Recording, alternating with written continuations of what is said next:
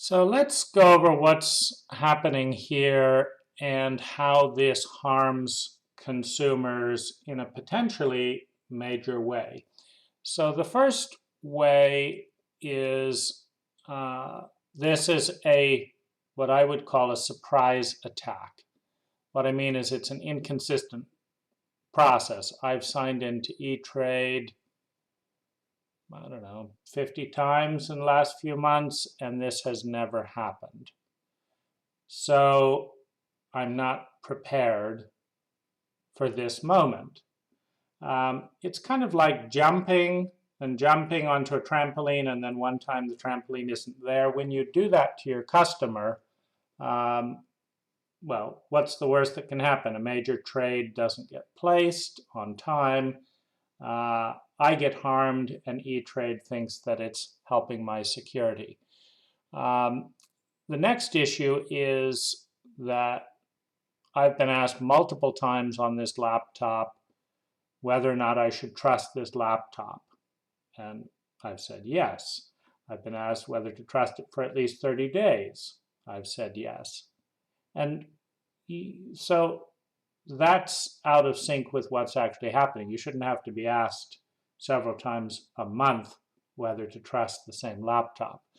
The third problem here is it's trying to verify my landline by sending a text to my landline.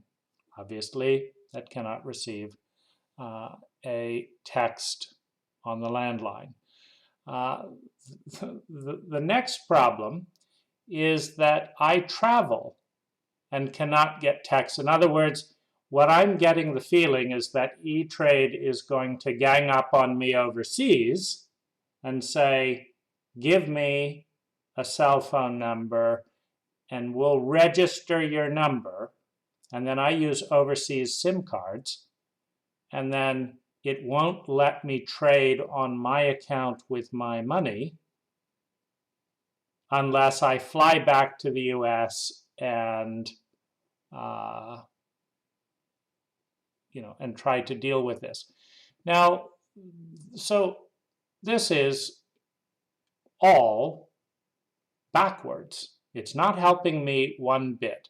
Now, the other thing that is odd just on a practical level is I'm being stopped signing into my account to do a trade.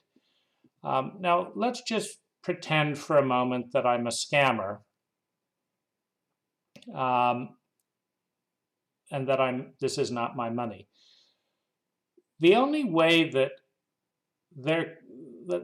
getting into this account can possibly help me as a scammer is if I withdraw the money.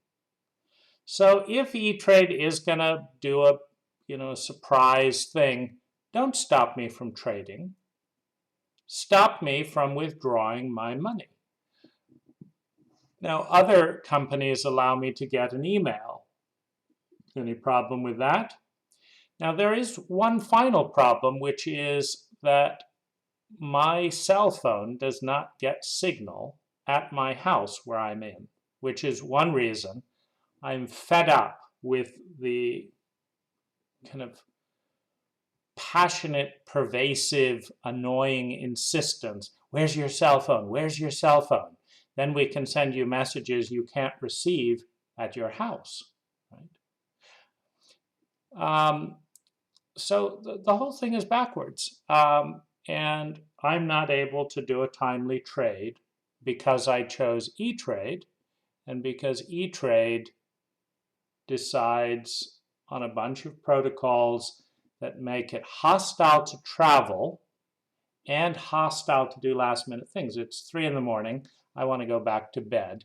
I do not want to solve this problem, which means that if I lose money because I'm not able to trade, Etrade has cost me that money in the name of my security.